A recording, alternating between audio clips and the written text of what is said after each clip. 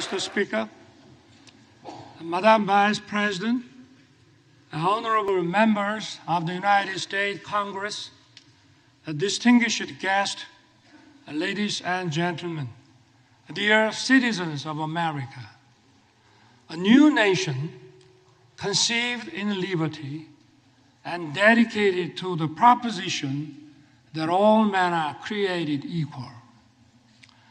I stand before that nation with a conviction of freedom, belief in the alliance, and the resolve to open a new future.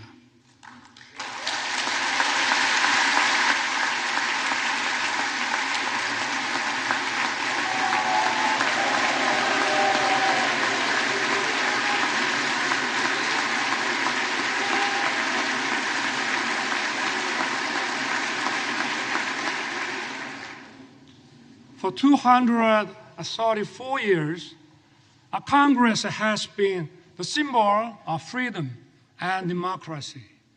This chamber embodies the spirit of Constitution. I'm honored to address the members of Congress and the people of the United States. Thank you, both Democrats and Republicans, for passing the resolution marking the 17th anniversary of the alliance. Your support has dignified my visit. I know that no matter where you sit, you stand with Korea.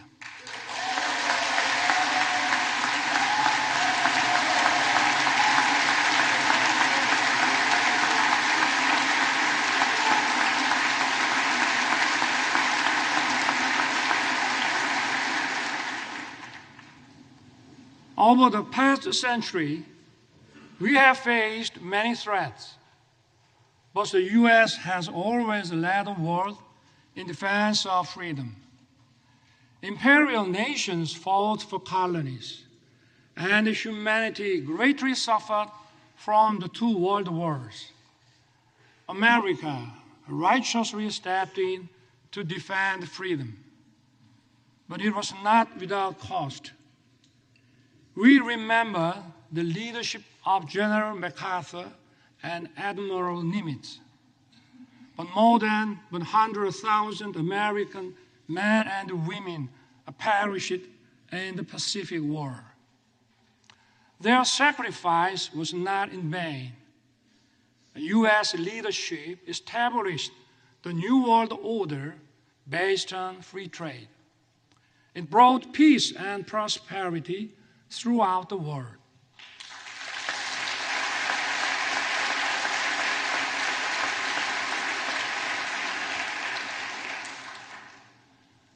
But prosperity was limited to free market economies where communist totalitarian nations did not participate. The world was divided into democratic and communist blocs. In 1950, the Korean Peninsula was on the front line. The Soviet Union helped to rearm North Korea. North Korea's surprise attack threatened the peace on the Korean Peninsula and Asia. Korea's freedom and democracy were on the brink. At that decisive moment, the U.S. did not look the other way. Korean and American soldiers stood shoulder to shoulder and fought bravely. Tales of our heroes were written. General MacArthur caught the enemy off guard with the landing of Incheon and turned the tides of the war. Operation Chromite was one of the greatest decisions ever made in the history of war. The U.S. 1st Marine Division miraculously broke through a wave of 120,000 Chinese troops at the Battle of Lake Changjin.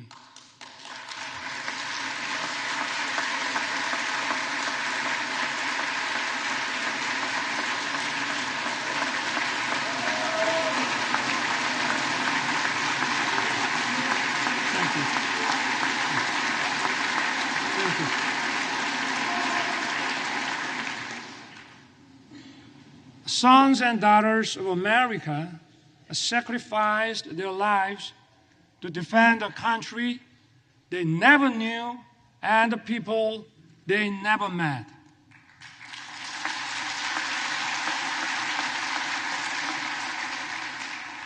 In the Battle of Lake Changjin alone, 4,500 American service members lost their lives. Over the course of the war, almost 37,000 U.S. soldiers fell. The late Colonel William Weber fought in the battle for Hill 3 to 4 in Wonju. He lost his right arm and leg. Yet, this American hero dedicated his life to honoring the noble sacrifice made by the Korean War veterans.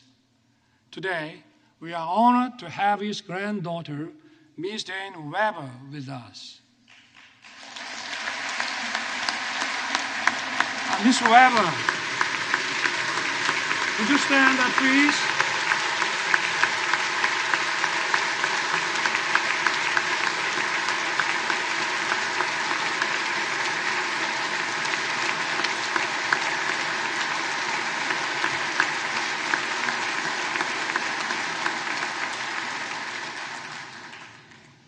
On behalf of the Korean people, I would like to thank you deeply.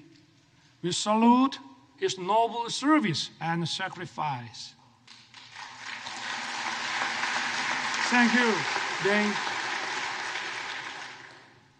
Some of Korean war heroes are your family and friends. The late John Conyers Jr., Sam Johnson, and Howard Coble were veteran congressmen who promoted freedom and democracy. The former Representative Charles Rangel has been a strong supporter of the alliance. Korea will never forget the great American heroes who fought with us to defend freedom.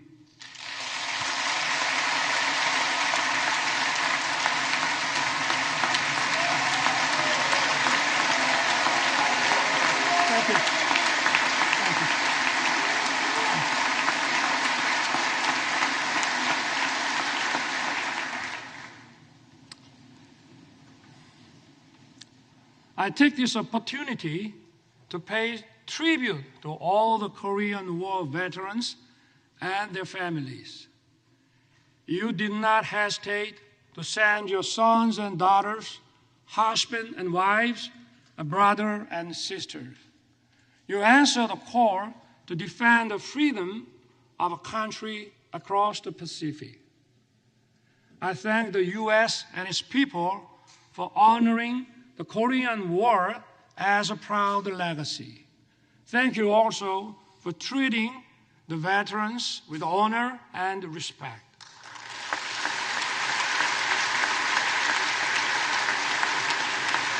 Thank you.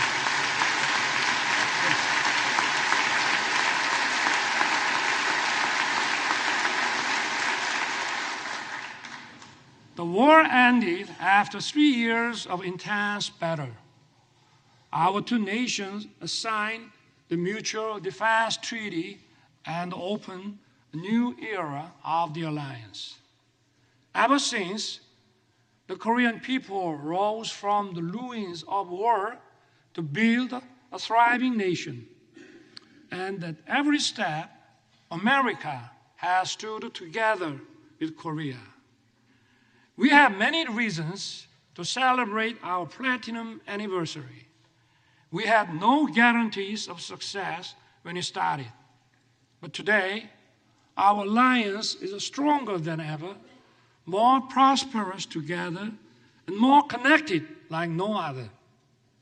Indeed, it has been the linchpin safeguarding our freedom, peace, and prosperity.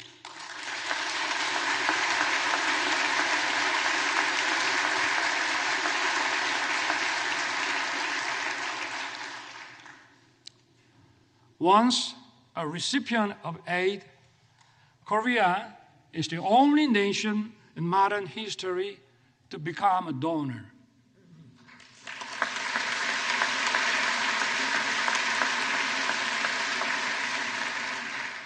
This itself demonstrates the success of our alliance. Let me talk about the history of our alliance. The ties of our cooperation and exchange span over 140 years since the establishment of diplomatic relations in 1882. In the late 19th century, American missionaries helped to widely introduce the values of freedom and solidarity to Korea. These values are the foundations of Korea's constitution. They have made a huge impact on our independence movement and the foundations of Korea. Horace Underwood, Hallie Appenzeller, Mary Scranton, and Rosetta Hall are some of the missionaries who set foot in Korea at the end of the 19th century. They built schools and hospitals. They promoted education of women. Their efforts laid the foundations for many Korean women to advance into society as educators, journalists, and doctors. In the early 1960s, the Kennedy administration recommended Professor Lostow's model for economic growth. President Park Chung-hee wisely embraced the idea and pushed economic development forward. It laid the foundation for Korea to become an industrialized country.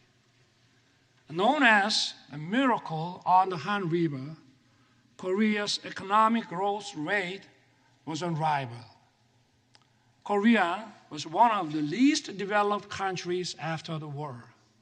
Its annual income was just $67 per capita. Now, its economy ranks 10th in the world.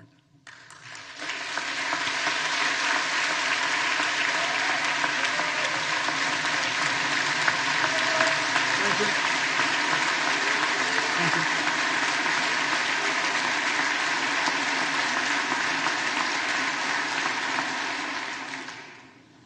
Seoul was once reduced to ashes. Now, it is one of the world's most vibrant digital cities. Busan was once flooded with war refugees. Now, it is the world's second largest port city in terms of transshipment volume. It is also bidding to host the World Expo 2030. Korea is winning the hearts of global citizens. It is dynamic, freedom is thriving, and democracy is robust.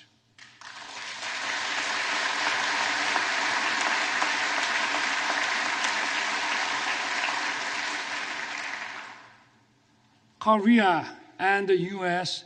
have joined forces to safeguard freedom and democracy throughout the world. Since World War II, Korea dispatched its warriors of freedom. We fought side by side with the U.S. in Afghanistan, Iraq, and others.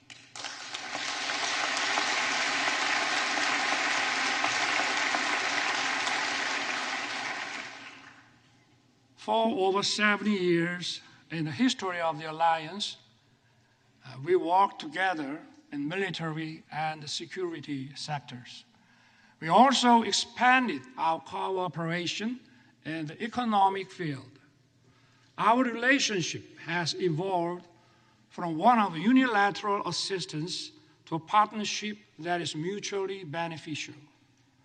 The CORUS FTA was approved with the full support of the U.S. Congress in 2011. Since then, our bilateral trade has increased by 68%. Korea's companies' investment in America has tripled. The U.S. companies' investment in Korea has nearly doubled. Korean companies are contributing to vitalize the U.S. economy. They are producing EV batteries, semiconductors, cars, and other products here in America. And more importantly, they are creating decent, well-paying jobs.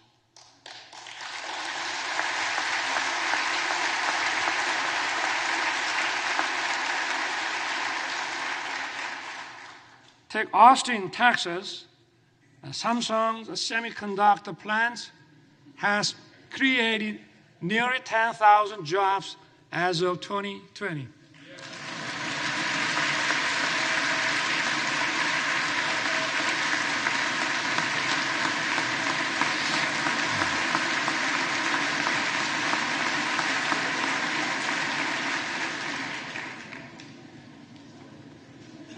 Take Bryan County, Georgia.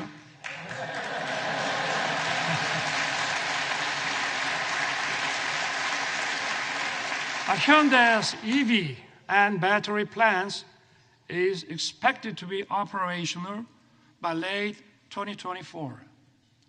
It will produce 300,000 electric vehicles every year. It will employ thousands of Americans.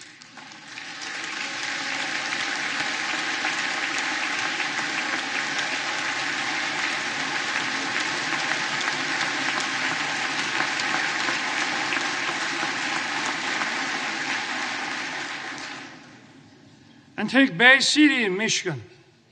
It is a home to SK Chiltern CSS, where President Biden visited.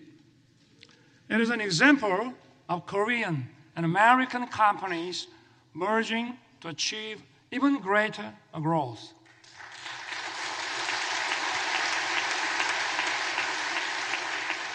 I hope to see more economic cooperation in the other parts of America. In this regard, I count on your keen interest and support. My friends, years of active cultural and people-to-people exchange have deepened our friendship. This year also marks the 120th anniversary of Korean immigration to the U.S. Early Korean immigrants arrived as workers on the sugarcane plantation in Hawaii. Since then, Korean Americans have made their way into many parts of the American society. They have played an important role of fostering close friendship and writing the history of our alliance.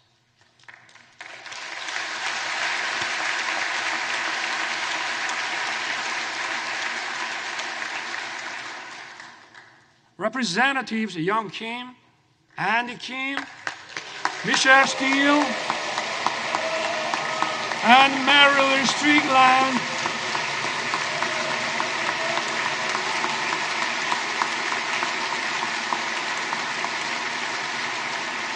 are here with us. They are a testament to the alliance spanning generations. That's true for each party. It is a relief that you are evenly praised across the aisle.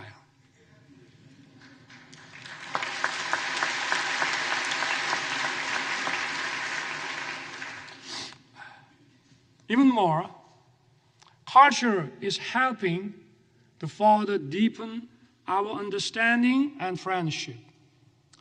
Nationality and language differences are no longer barriers.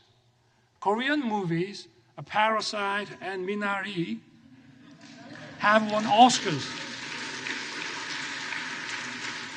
Hollywood film, Top Gun, and The Avengers are loved by Koreans.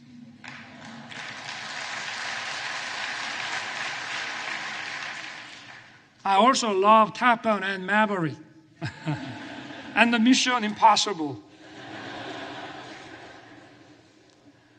And even if you didn't know my name, you may know BTS and Blackpink.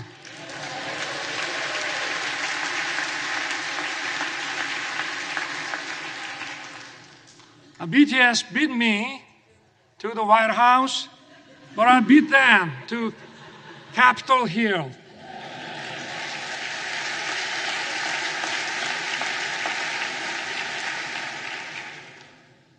Korean and American singers are reaching high places in each other's music charts is no longer a surprise.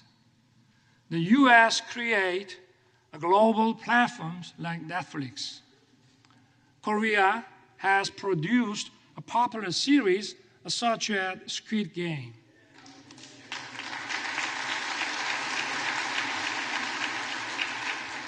We are creating a new pattern of synergy. These cultural exchanges have brought our people closer. According to Chicago Council on Global Affairs, Americans' positive views of Korea have reached the highest level since 1978. And according to a Pew survey last year, Koreans' positive views of the U.S. have reached 89%. It marks the largest increase among all the countries surveyed.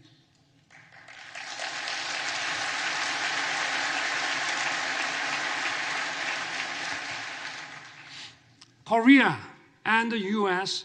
agreed to set up an assistance program for our students. It will help them to study and find jobs actively in each other's country.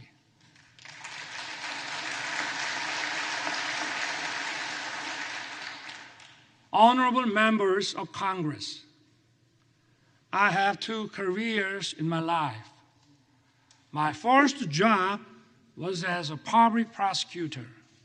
My second job is serving as the president of my beloved country.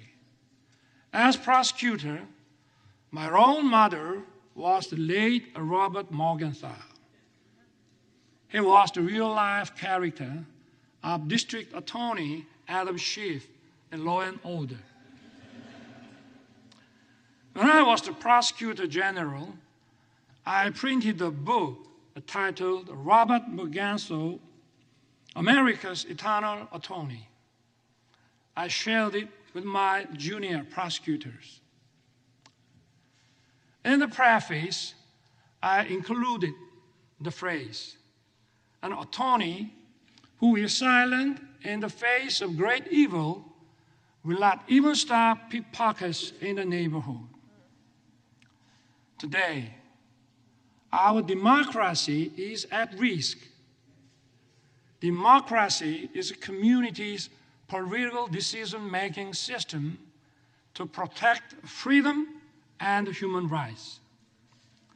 Such decision-making must be based on truth and freely formed public opinion.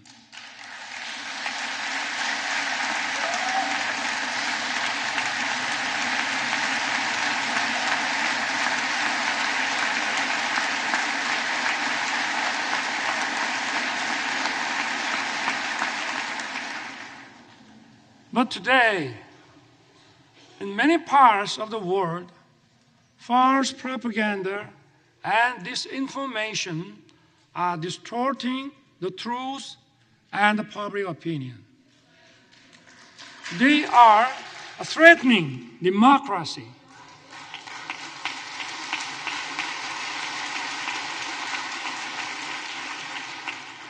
The rule of law allows the freedoms of everyone to coexist.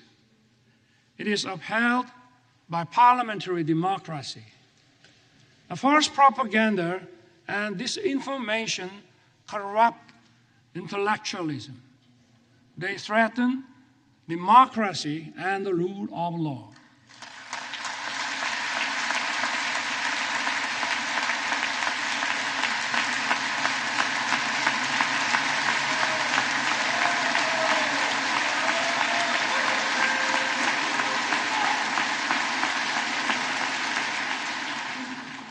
Such totalitarian forces may conceal and disguise themselves as defenders of democracy or human rights.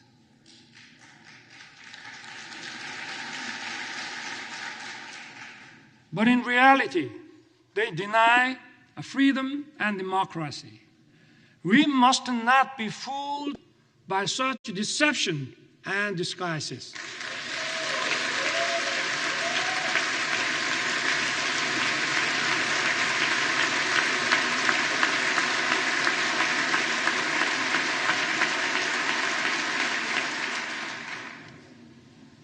We have for so long protected democracy and the rule of law with our blood and sweat. We must work together and fight the forces of falsehood and deception that seek to destroy democracy and the rule of law.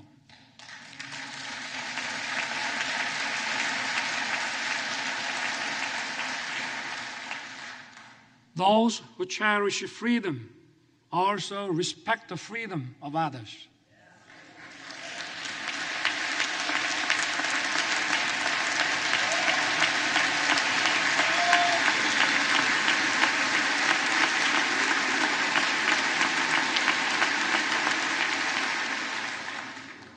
Thus, freedom brings peace.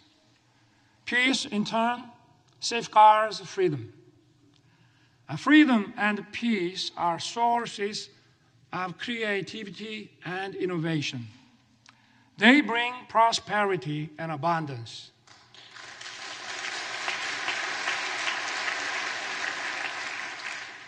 Our alliance was forged 70 years ago to defend Korea's freedom.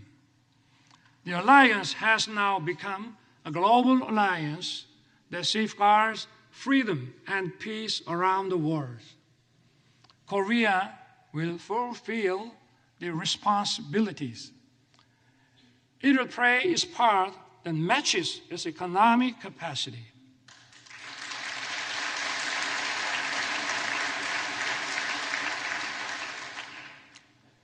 In his 1961 inauguration address, President John F. Kennedy said, "My fellow citizens of the world, ask not what America will do for you, but what together we can do for the freedom of man."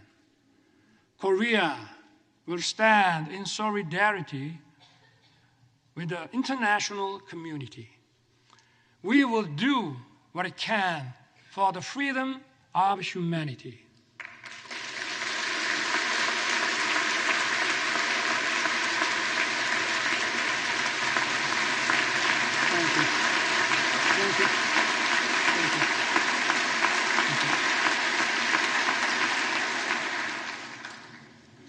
Korea, with the U.S., will march towards the future.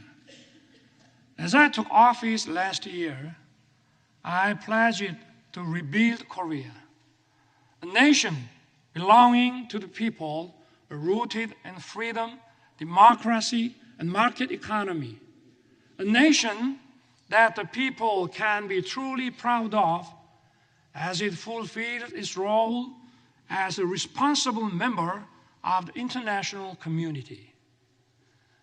Together with the U.S., Korea will play the role as a compass for freedom. It will safeguard and broaden the freedom of citizens of the world.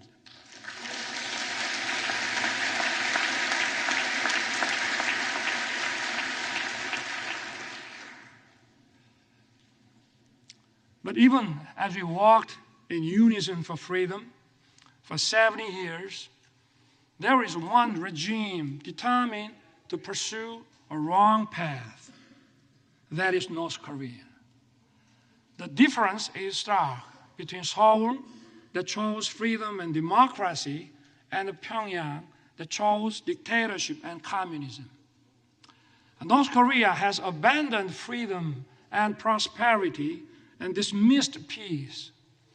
North Korea's nuclear program and missile provocations pose a serious threat to the peace on the Korean Peninsula and beyond. To deter its reckless behavior, the alliance must stand united with determination. As President Reagan once said, "There is a price we will not pay. There is a point beyond which they must not advance." We must make his words clear to North Korea.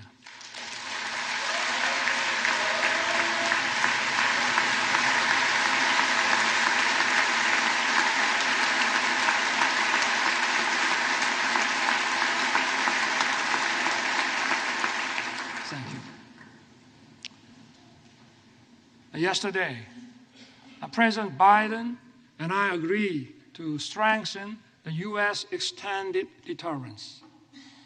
Along with close Korea-U.S. coordination, we need to speed up Korea, U.S., Japan trilateral security cooperation to counter increasing North Korean nuclear threat.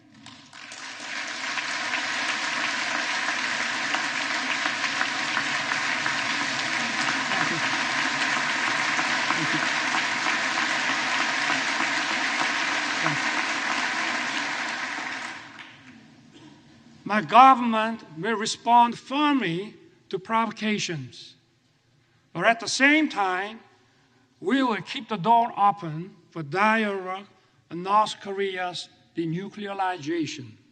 Last year, I proposed the audacious initiative. It will significantly improve North Korea's economy and livelihood. All Pyongyang has to do is to stop its nuclear program and begin a substantive denuclearization process. I once again urge North Korea to cease its provocations and take the right path. Korea, with the U.S., will continue to work for North Korea's denuclearization.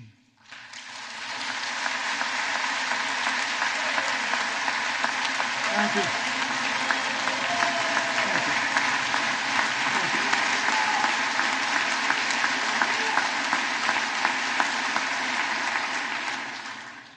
North Korea's obsession with nuclear weapons and missiles is throwing its population into a severe economic crisis and human rights abuses. We must raise global awareness of dire human rights situation in North Korea. We must not shy away from our duty to promote freedom for North Koreans.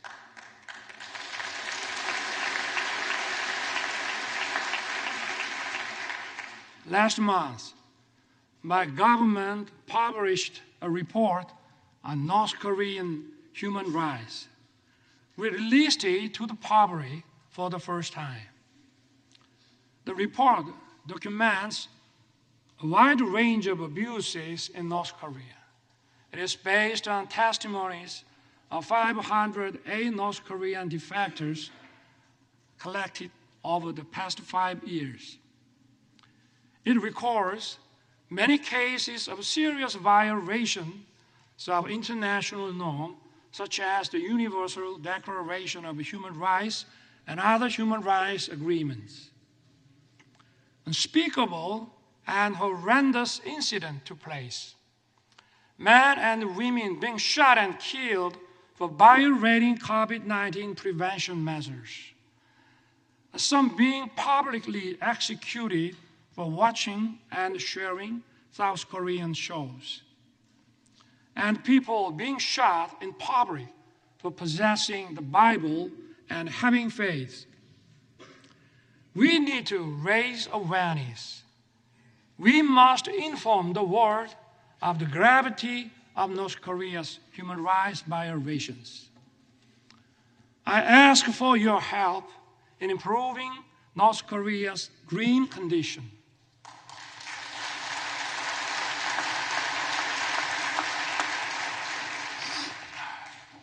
My friend, freedom and democracy are once again under threat.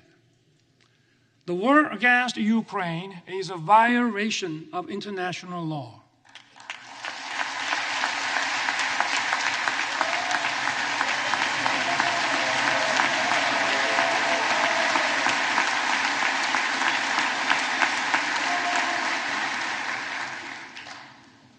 It is an attempt to unilaterally change the status quo with force. Korea strongly condemns the unprovoked armed attack against Ukraine.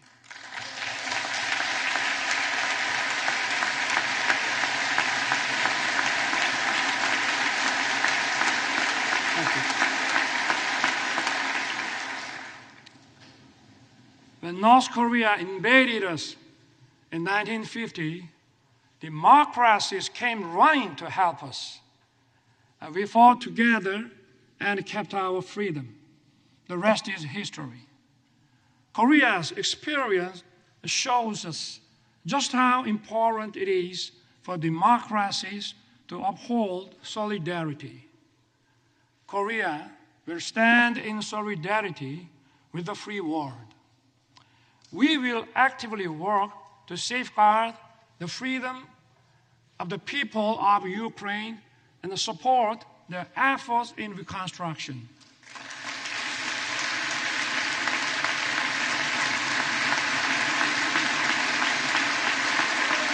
Thank you.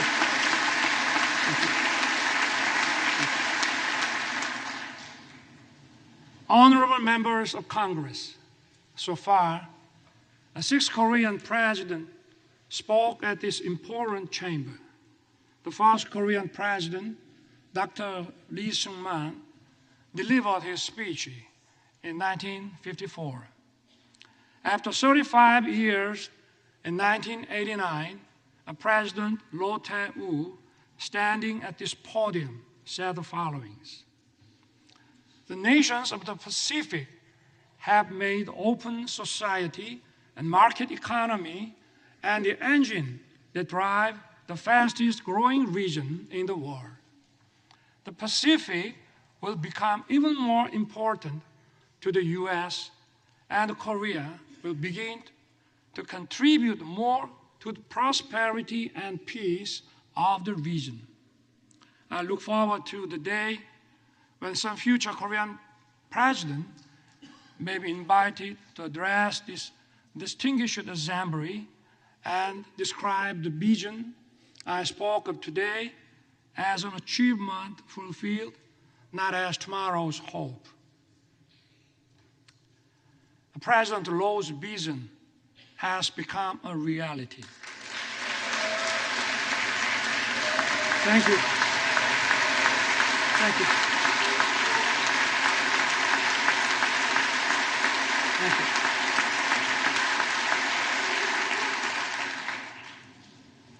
We are currently living in the Indo-Pacific era. This region is home to 65% of the global population and 62% of the world GDP. It accounts for half of global maritime transportation. Last year, Korea announced its first comprehensive Indo-Pacific strategy. Korea is committed to fostering a free, a peaceful, and prosperous Indo-Pacific based on inclusiveness, trust, and reciprocity. We will strengthen the rule-based order in the Indo-Pacific. We will take comprehensive and multi-layered approach in expanding cooperation with key partners.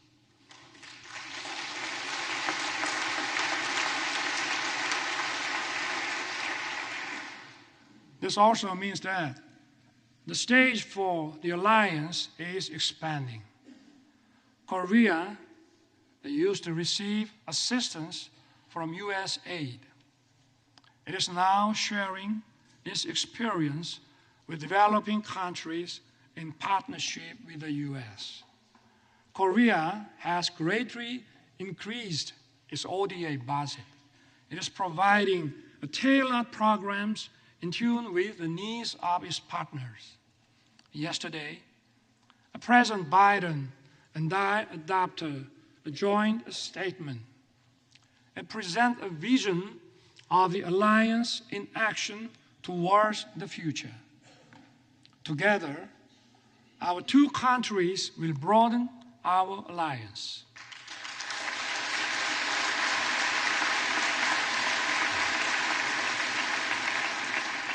Together, we will lead in innovation beyond security and foreign policy. We will work closely on artificial intelligence, quantum technology, bioscience, and open RAN.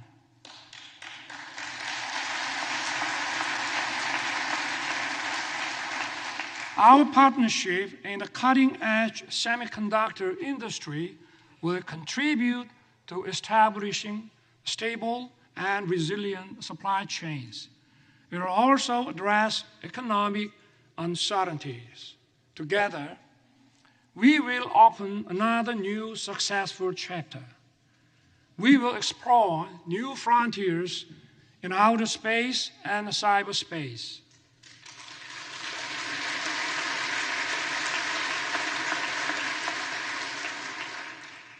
Korea and the US are the world's top technological powers leading innovation and creativity. Together, we will create a great synergy.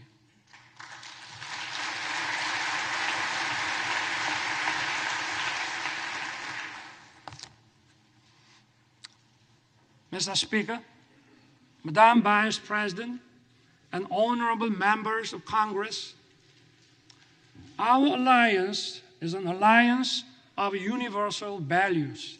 Freedom, human rights, and democracy are the very foundations of our bonds.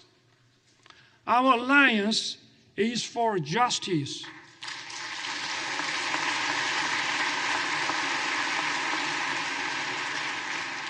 Our alliance is for peace.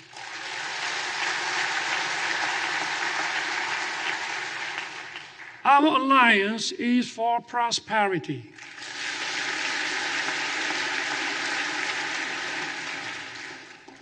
Together, our alliance will continue to move towards the future. We will build the world of tomorrow that opens endless opportunities for our future generations.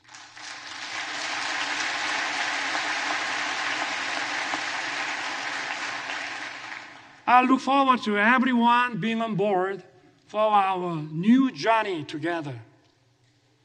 God bless you. God bless the United States of America. And may God bless our great alliance. Thank you.